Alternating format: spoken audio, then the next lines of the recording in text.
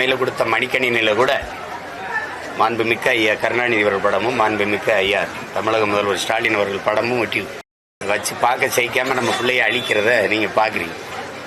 இதைத்தான் செய்தி அரசியல், விளம்பர அரசியல்னு சொல்றோம். என் காசுல உங்க படத்தை ஒட்டி நீங்க கொடுக்கறது அது சரியல்ல. ஒரு கட்சிக்கான விளம்பரத்தை தேடுவது மாண்பா இல்ல. இந்த 30 லட்சம் மடிக்கணினிய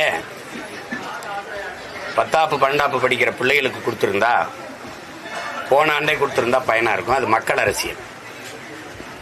மருத்துவம் படிக்கிற 3ஆவது ஆண்டு மாணவர்களுக்கும் கல்லூரியில் படிக்கிற 3ஆம் ஆண்டு மாணவர்களுக்கும் கொண்டு கொடுக்கும்போது அது தேர்தல் அரசியலா பார்க்கப்படுது.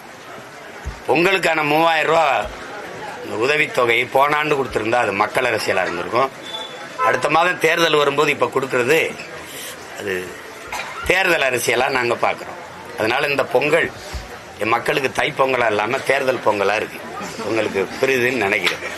இப்ப இது ரெண்டும் தான் களமா இருக்கும்.